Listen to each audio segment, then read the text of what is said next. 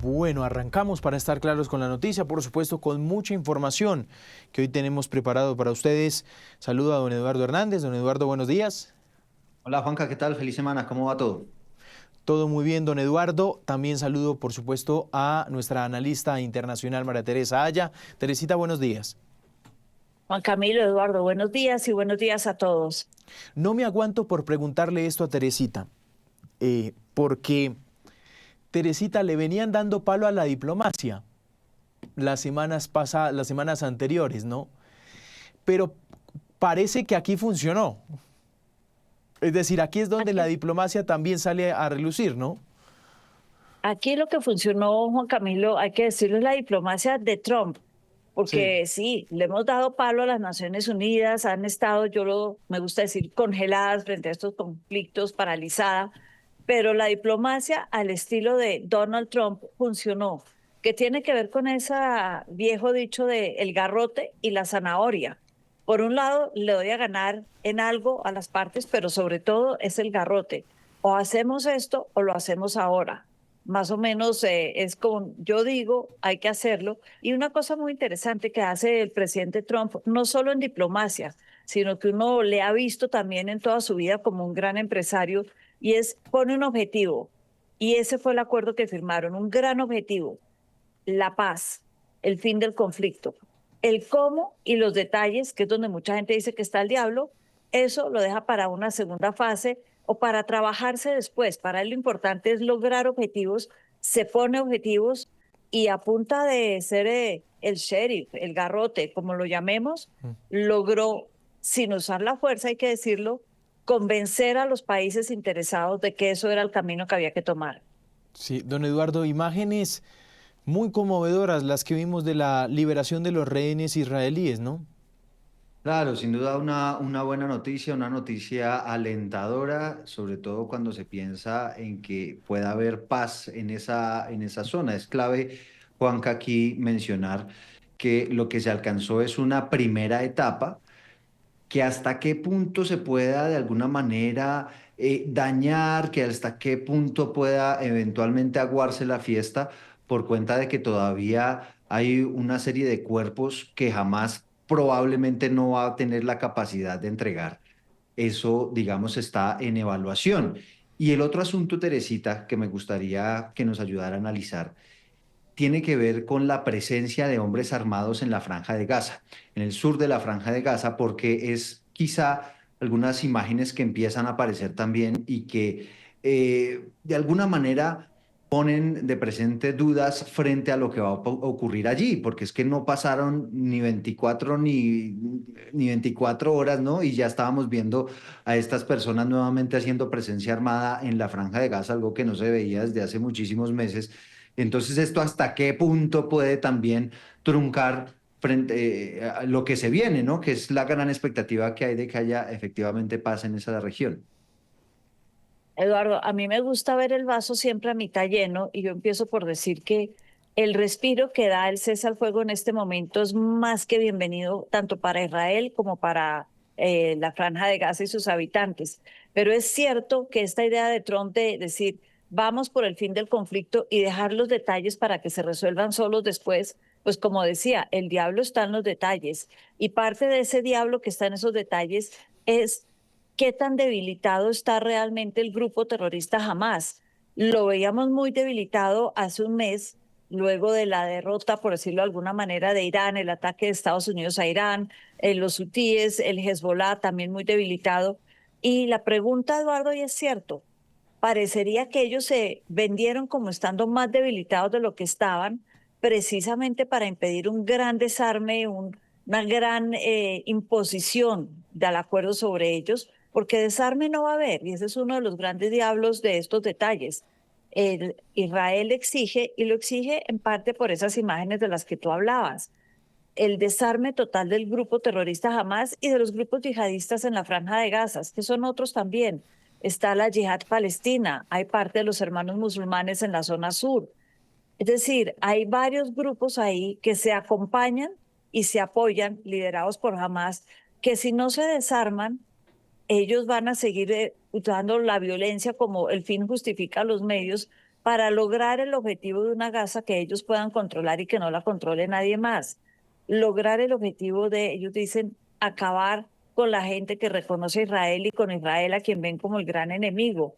Y uno sí pensaba que estaban muy debilitados y este fin de semana hay imágenes, entre otras cosas terribles, por lo menos unas que yo vi, del grupo Hamas asesinando, por ejemplo, a quienes creen que fueron colaboradores con los israelíes mientras estuvieron en la franja de Gaza. Es una situación muy complicada y yo creo que mientras existan poquitos o muchos, el número realmente es irrelevante, pero mientras existan personas armadas que tengan los intereses del terrorismo de Hamas o de la Yihad Islámica como objetivo político, realmente la paz es muy frágil y eso sí es que va a haber paz, sería la gran incógnita. Porque Teresita, me parece, usted plantea algo muy, a veces cuando no se implementan bien unos acuerdos de paz, el remedio termina siendo peor que la enfermedad, ¿no? Viene un resentimiento, es que si pensamos de Sí. dónde nació, para quedarnos en Gaza sobre todo, de dónde nació el grupo terrorista Hamas, que fue patrocinado en su momento por los hermanos musulmanes desde Egipto, nació del resentimiento a Israel por la guerra contra el Líbano en el año 82. Un resentimiento muy fuerte y uno parte de la premisa de que cuando a uno le quitan la familia, el papá, la mamá, el hermano, el tío, el abuelo, porque todos mueren, le quitan la casa, uno vive en carpas, le quitan la comida porque no entra la ayuda, le quitan todo, que es lo único que a uno no le pueden quitar, lo que no se puede tocar, lo que no se puede ver, y eso es mi ideología y mi religión. Y eso empieza a fortalecerse de una manera perversa, porque el Islam es en su mayoría pacífico, pero de una manera perversa se empieza a fortalecer a través de este resentimiento y básicamente se retroalimentan el resentimiento a esta visión de la religión y viceversa, para decir, la única solución que me queda frente a todo esto es la violencia. Y eso, por eso digo, no importa los números, no importa que jamás queden 10, 100 o 1000 operativos o uno. Mientras exista ese odio, ese resentimiento, esas ganas de entender que la violencia es lo único que va a resarcir lo que me pasó, pues realmente estamos en una situación muy complicada en que ni el acuerdo de paz se va a poder implementar bien y si tratan de forzarlo, lo único que hace es retroalimentar ese resentimiento. Sí, es que fíjese, Juanca, que llama la atención esto que está diciendo Teresita es fundamental y eso que usted planteaba también sobre una paz sostenible, hasta qué punto es necesario cerrar todos estos resentimientos, porque imagínese usted con esta destrucción de Gaza lo que está quedando también detrás, la cantidad de vidas que se perdieron, la cantidad de niños huérfanos que a lo mejor están dispuestos ahora a unirse a una causa armada con tal de vengar a su familiar. Es decir, queda Gaza también en una situación completamente desolada, pero además también con un caldo de cultivo allí de cómo estas personas podrían eventualmente en esa búsqueda de venganza, pues generar una espiral de violencia, que esperemos no ocurra y esperemos también este acuerdo cómo eventualmente lo puede subsanar.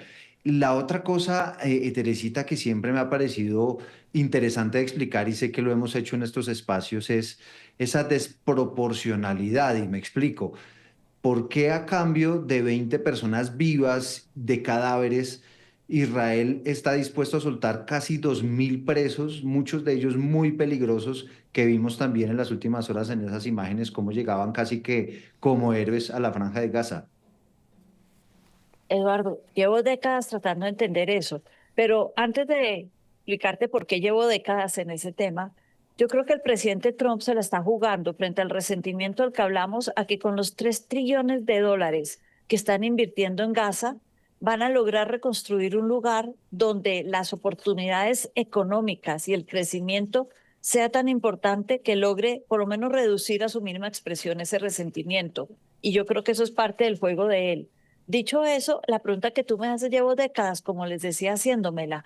En los años 90, en alguna visita a Colombia del entonces exministro israelí Shlomo Ben-Ami, estamos hablando de los años 90, mucho antes de los procesos de paz, mucho antes del Caguán, dijo, ustedes deberían empezar a pensar, como hicimos nosotros, el intercambio de presos políticos por personajes israelíes. Y nosotros acabamos de intercambiar 2 cuerpos en ese momento, es decir, 2 soldados israelíes muertos por 500 prisioneros palestinos.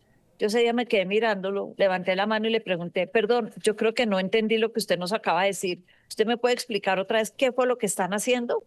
Y me dijo, miren, en Israel la gente está obligada a prestar servicio militar. Todo el mundo, mujeres, hombres, todos. La única excepción que sigue siendo válida hoy son los ultraortodoxos que tienen a su cargo la religión, el traspasar la religión a las generaciones futuras, no pueden enfrentarse a ser muertos, a que les disparen. De resto, todo el mundo. En ese sentido, el Estado israelí tiene que hacer todo, todo lo que esté a su alcance para proteger la vida de esos soldados, no importa que estén vivos o muertos, todos nuestros recursos están para responder por ellos en todo momento.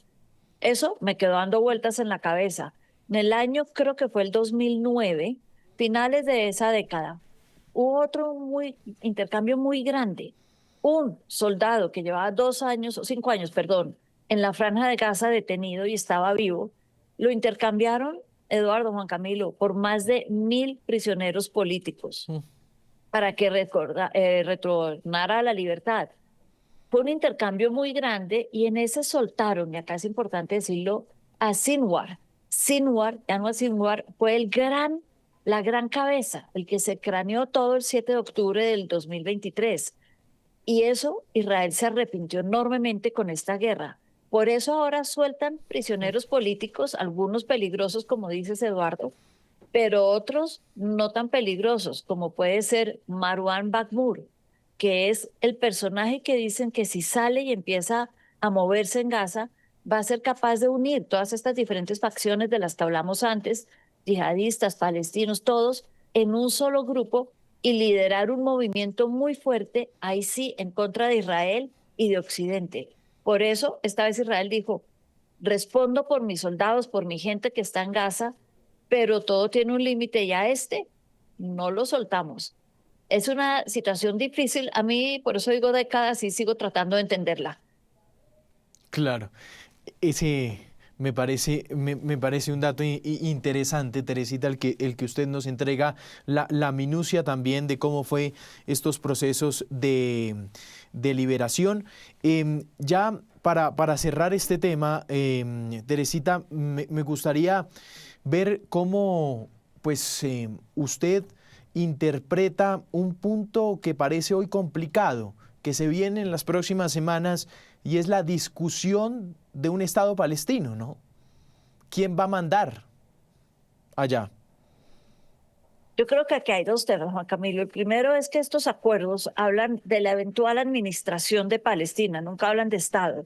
La administración de la Franja de Gaza, más que de Palestina, una administración que estaría en cabeza precisamente del presidente Trump, acompañado de británicos como Tony Blair, el ex primer ministro. Vimos a todos los miembros importantes de la Unión Europea, la mayoría de ellos, a Giorgia Meloni, a Keir Starmer, el británico, no es Unión Europea, pero muy importante, al presidente Macron, todos ellos ayer acompañándolo en esa firma, porque estarían dentro de esta junta directiva para administrar la reconstrucción, este fondo de $3 trillones con el que se va a reconstruir Gaza. También estarían, y esto es muy importante, países como Indonesia, porque es importante, porque es el país en número de población que tiene el mayor número de musulmanes en el mundo. Pakistán, un país musulmán, islamista, en este caso hay que decirlo, que además tiene armas nucleares. Entonces también juega un papel importante de presión sobre los grupos islamistas y sobre los musulmanes. Y obviamente los países árabes, Qatar, Emiratos Árabes, Arabia Saudita está interesada. No estaba ayer, pero Trump dijo que había hablado con el príncipe Mohammed bin Salem. Es decir, estos estarían administrando la reconstrucción de Gaza como si fuera un proyecto de una empresa privada, digo yo. Ahora, frente Sí. al Estado de Gaza, el plan de Trump en sus 20 puntos no habla del Estado de Gaza. Y Que es creo que que él esa es dice, la causa, Teresita, por lo que algunos países árabes no estuvieron presentes, ¿cierto? En Egipto. sí, porque ellos dicen que tiene que hablarse del Estado. Y yo, en lo personal, yo sí creo que la paz en el Medio Oriente y la estabilidad pasa por la creación de ese Estado palestino. Pero Juan Camilo, hay una declaración de ayer en el avión de regreso al presidente Trump, le hicieron esa pregunta sobre ese estado. Y él dijo, palabras más, palabras menos, hay mucha gente que habla de que debe haber solo un estado. He oído a muchos, ahora está de moda hablar de los 2 estados. Por ahora reconstruiremos Gaza. Y cuando llegue el momento, yo decidiré si habrá un segundo estado o no. Tomaré en cuenta a otros, pero yo decidiré qué va a pasar acá. Eso lo deja uno, por lo menos, pensando en este momento. Claro. Y lo peor es que tiene razón, Sí. ¿no? Que Estados Unidos ahí va a ser determinante en esa decisión.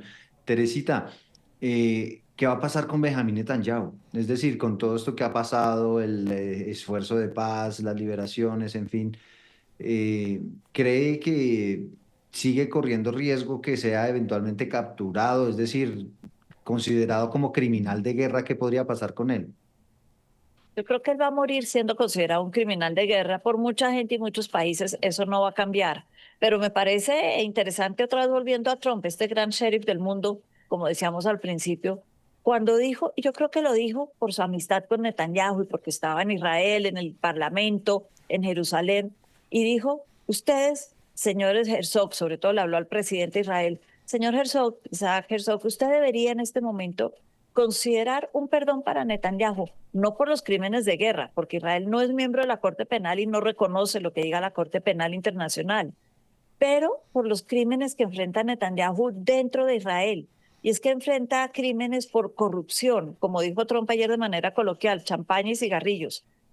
Una gran corrupción que en el momento que él deje de ser primer ministro lo pueden mandar a la cárcel en Israel. Imagínenselo en compañía de todos los palestinos en la cárcel. Una catástrofe. Él le tiene mucho susto a la cárcel en Israel. Claro. A eso sí hay que reconocer que le tiene mucho susto. Entonces yo me quedé pensando, y si bien la frase yo creo que Trump la dijo por amistad con Netanyahu, a mí me parecería buenísimo que perdonen a Netanyahu, no por Netanyahu, por Israel. ¿Por qué? Porque ese susto que Netanyahu tiene a la cárcel, a compartir una cárcel, como digo yo, con palestinos dentro de Israel, está haciendo que él le diga que sí a todo lo que la coalición de extrema derecha, que fue la que lo llevó en últimas al poder, le diga. Porque donde él les diga que no a algo, pierde esos 6 escaños de esa coalición, pierde la mayoría en el Parlamento y estarían obligados a llamar a elecciones y él pierde las elecciones, es investigado, pierde la inmunidad y va a la cárcel. Pero si le quitan ese susto de encima, ya no está obligado a decirle que sí a todo lo que le dice esta coalición de extrema derecha. Una coalición que ha dicho, Palestina no tiene derecho al segundo Estado. Los asentamientos son una maravilla. Démosle con eso, aunque todo el mundo diga que son ilegales. Hay que exterminar al grupo Hamas, no hay que dejar a una sola persona viva. Este radicalismo de la derecha, si ya no tiene la espada de Damocles de ir a la cárcel por corrupción, pues Netanyahu puede darse el lujo de perder las elecciones y dejar que Israel sea el que gane para la paz y la estabilidad en la región. Entonces, eso me Sí. parecería importante desde esa perspectiva. Bueno, vamos a ver lo que dijo Trump en Egipto. El presidente Trump, una de las declaraciones, una parte. Es el comienzo de una gran concordia y una armonía duradera para Israel y para todas las naciones de lo que pronto será una región verdaderamente magnífica. Lo creo firmemente.